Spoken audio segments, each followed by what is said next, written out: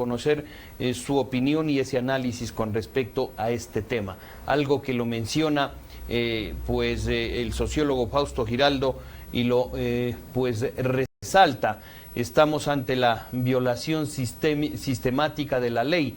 Los vacíos y distorsiones de la norma jurídica permiten conductas autoritarias y el uso del Estado a su antojo. No de ahora, sino de siempre. ¿A quién acudir como ciudadanos comunes para que los políticos no sigan haciendo de las suyas? Bienvenido, sociólogo, muy buenos días y gracias por aceptar nuestra invitación. Buenos días, un cordial saludo a usted, Patricio, y a todos los amigos que observan y escuchan el noticiero. Gracias. Quisiéramos conocer esa opinión y ese análisis, como usted lo resalta, sociólogo.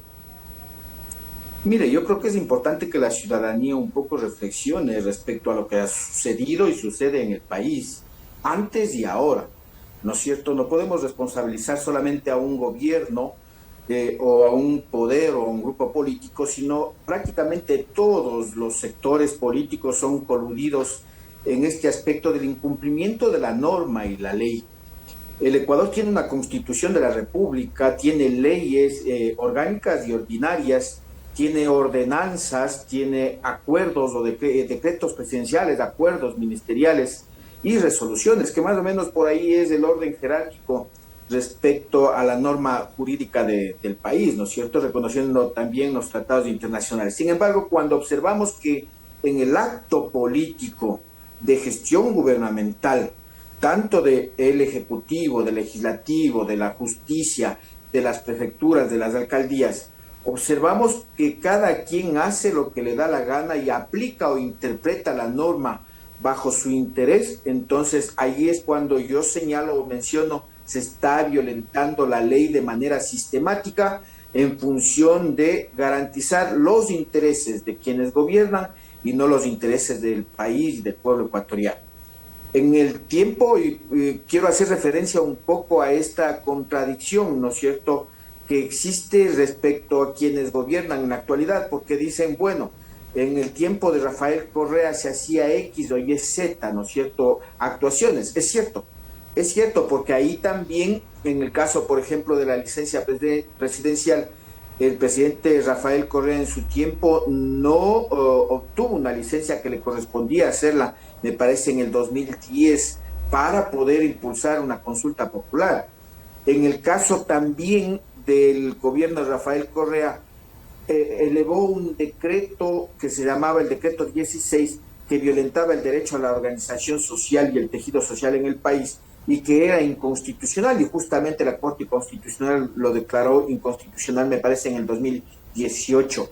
Entonces, sí, en ese tiempo se violentaron normas, leyes y procedimientos, pero no porque los gobiernos anteriores han hecho eso, el actual dice, bueno, si los anteriores hicieron, nosotros también lo hacemos. O la Asamblea Legislativa hace lo mismo, etcétera, etcétera. Yo señalo de que si tenemos Constitución, hay que cumplir la Constitución, pero también la Constitución tiene vacíos en ese sentido. Si tenemos ley, hay que cumplir la ley, pero la ley también tiene vacíos en ese sentido. Ejemplos. La Constitución dice que la vicepresidenta cumplirá las funciones que determina el presidente de la República. Eso no es un vacío, ¿no es cierto? Dejar a libre resolución de que el presidente de la República, cualquiera que sea este o el próximo, resulte que le mande a Siberia, a un destierro al vicepresidente o vicepresidenta del país. A mí me parece que eso es incorrecto. Sí, el gobierno o el presidente debería ejecutar o asignar las funciones al vicepresidente, pero debería tener límites, pues, ¿no es cierto?, en función de cómo es que a un mandatario o a un dignatario de la condición de vicepresidente no se le puede tratar o maltratar de la manera que se lo ha hecho con Verónica Abad, independientemente de que nos guste o no nos guste Verónica Abad, sea o no sea ella vicepresidenta. Segundo aspecto, resulta que el Ministerio de Trabajo sanciona a la vicepresidenta, una jueza revoca y claro, le da las garantías retributivas a la vicepresidenta, pero a la ministra responsable de dicha sanción en la que se cometió, digamos, un acto violatorio a derechos, no le sanciona a nadie. y no hay a quién acudir para que se le sancione, ¿sí? Resulta que el presidente de la República dispone que se publique en el registro oficial la ley antipillos cuando fue ya rechazada con pronunciamiento por la Asamblea Legislativa, y nadie puede decir nada porque se está violentando la ley y el procedimiento. Resulta que el Código de la Democracia dice que el presidente de la República debe tomar licencia, o cualquier funcionario público debe tomar licencia sin sueldo, sin remuneración para ser candidato y realizar la campaña electoral. El presidente no quiere, no le da la gana, y entonces nadie dice lo contrario.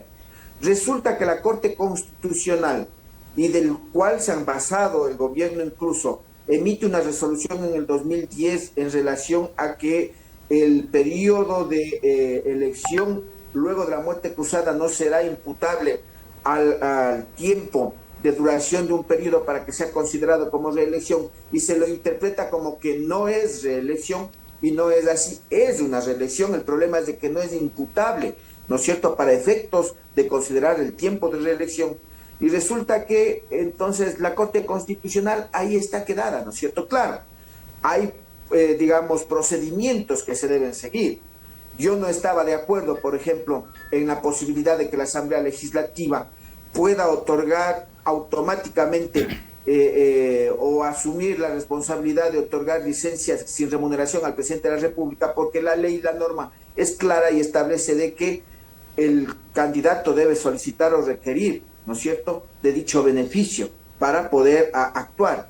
Lo otro es también de que la Corte Constitucional no puede a título personal asumir la responsabilidad de que se ejecute su interpretación del 2010, sino que debe haber un pedido, un requerimiento de algún sector, principalmente diría yo del Consejo Nacional Electoral, para que pueda, resolver la Corte Constitucional una ampliación, ¿no es cierto?, o una aclaración de esa resolución del 2010. El Consejo Nacional Electoral también, obvio, no puede por su cuenta determinar si es que, o pronunciarse de que deben cumplir con la licencia, pero resulta que debe entonces, ahora sí ya consumado el hecho de que el presidente de la República no ha solicitado licencia para hacer campaña, entonces debe presentar el requerimiento al Tribunal Contencioso Electoral para que se cumpla. Pero ¿sabe cuál es el problema? El problema es este.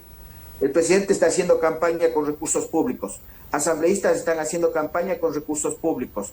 Resulta que algunos prefectos y alcaldes, para abonar a sus candidatos de preferencia, están haciendo campaña con recursos públicos. Y nadie dice nada. Ningún organismo, ninguna institución. Entonces, ahí es lo que yo digo. Si es que la ley, la Constitución diría que automáticamente el funcionario inscrito tendrá licencia sin remuneración, nadie podría estar especulando ni interpretando.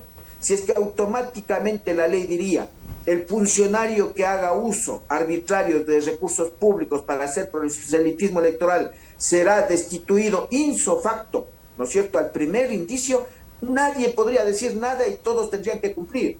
Si es que la ley, la norma diría que el funcionario que tome decisiones y resoluciones, en este caso ministros, en relación a incumplimiento de norma y procedimiento, automáticamente será destituido, nadie podrá hacer nada. Es decir, esos son los vacíos en lo personal que hay en estas normas que tenemos en el país. Y claro, ¿quiénes hacen las leyes, estimado Patricio? Las leyes hacen los asambleístas. Y resulta que entonces a los asambleístas no les conviene reformar, modificar ni ley ni constitución a través de enmienda capaz de que se incorporen este tipo de disposiciones, porque ellos se verían afectados en sus intereses. Y lo más grave es de que incluso las Fuerzas Armadas, la Policía Nacional, ahora ya son deliberantes. Deciden a quién apoyar de los dignatarios, cuando en realidad aquí lo que se debe hacer es un seguimiento de la norma y el procedimiento y establecer en función de las autoridades, las instituciones, a quien le corresponde dirigir el Estado ecuatoriano en función de lo político, más no de lo militar, porque aquí se ha hecho uso en la práctica de la fuerza militar para determinar quién es el mandatario en el país.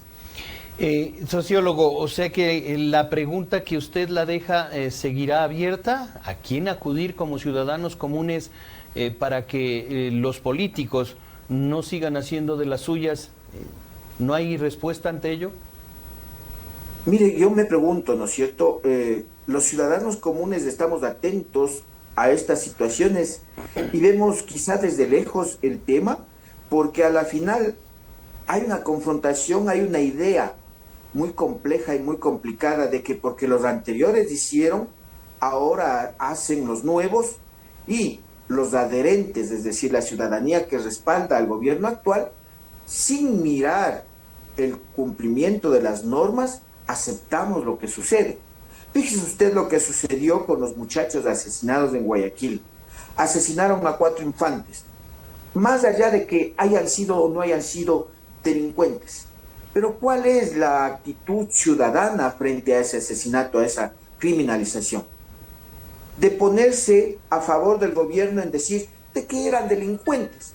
Ah, entonces porque eran delincuentes había que asesinarlos y botarlos a la calle y quemarlos, ¿sí? Es decir, la ciudadanía también es corresponsable, somos corresponsables cuando el actor político está ejecutando acciones ilegales e inconstitucionales, violatorias a derechos, y resulta que nosotros justificamos. Ah, es que en el gobierno de X y es ciudadano también asesinaron, también desaparecieron. Ah, entonces estamos justificando de que ahora también se asesine y se violente y se criminalice, ¿sí? O sea, la ciudadanía también somos responsables. Y como usted me dice, ¿a quién acudimos? Me pregunta, si yo acudo al Tribunal Contencioso Electoral para que sancione a quienes incumplen la ley, el Tribunal Contencioso Electoral podrá atender mi pedido, porque yo veo, pues, ¿no es cierto?, que cuando el ex consejero de Participación Ciudadana, Santiago Guarderas, presentó una demanda, una denuncia en contra de la vicepresidenta de la República, esa sí la aceptó, ¿no es cierto?, por infracción electoral, y resulta que cuando otros personajes presentaron una denuncia, una queja en el Tribunal Contencioso Electoral contra el presidente de la República, también con las mismas pruebas, digamos, o elementos probatorios, resulta que lo dejaron y desestimaron a un lado. Entonces uno se dice, bueno, para unos existe la institución y para otros no. Como ciudadanos podríamos acudir a la Corte Constitucional cuando la misma Corte Constitucional ha dicho a quienes corresponde presentar los procedimientos, las quejas, ¿no es cierto?, respecto a este tipo de elementos que se van presentando en el país. Como ciudadanos, cuando acudimos en el común de la justicia a presentar denuncias contra el poder y resulta que el poder se colude y, oh sorpresa, favorables las resoluciones en función de los corruptos, de los que han cometido delitos, incluso de los que están vinculados al narcotráfico y a la delincuencia organizada, ¿no es cierto? Entonces, como ciudadanos, de lo personal, yo digo, lamentablemente, mientras sigan existiendo estas posiciones políticas de interés personal o particular, mientras sigan existiendo estas conductas autoritarias de imposición, de violación a la norma y a la ley, mientras las instituciones estén desinstitucionalizadas, la justicia está desinstitucionalizada y todo el mundo sabemos de eso. La fiscalía actúa en función del interés del poder, la Asamblea Legislativa actúa en función del reparto, el Consejo de Participación Ciudadana actúa en función del reparto del poder y hemos observado en la actualidad. La Contraloría incluso ha actuado en función de quién tiene más dinero y quién le da más dinero. La Corte Constitucional actúa en función de sus integrantes y a quienes representan. El Consejo Nacional Electoral y el Tribunal Contencioso Electoral resulta ser lo mismo. Es decir, en esta crisis de Estado, desde el punto de vista político de la gestión gubernamental del poder, los ciudadanos no tenemos a quién acudir, estimado Patricio. Estado de Derecho. Definitivamente, no tenemos un Estado de Derecho. No tenemos, porque yo le soy sincero. El ciudadano común acude a la justicia, pide que se siga algún procedimiento y no le hacen caso, pero si es que el poder pide que se siga algún procedimiento contra el ciudadano común, ahí sí hay el Estado de Derecho. Se exige Estado de Derecho a la ciudadanía cuando sale a protestar, ¿no es cierto? Cuando se dice, no puede hacer acciones de protesta, son violentos. Pero resulta que cuando el poder reprime, el poder mata, el poder es agresivo, Entonces, ahí sí hay Estado de Derecho. El Estado de Derecho es de ida y vuelta, pero aquí resulta que solamente el Estado está beneficiando a un sector, nada más. A la mayoría de ecuatorianos, de lo personal, yo creo que no. Muchísimas gracias. Él es sociólogo Fausto Giraldo, analista político en esta mañana en Carchi Noticias. No hay Estado de Derecho. Le agradecemos, sociólogo. Estaremos en contacto. Un gusto, muchas gracias a ustedes.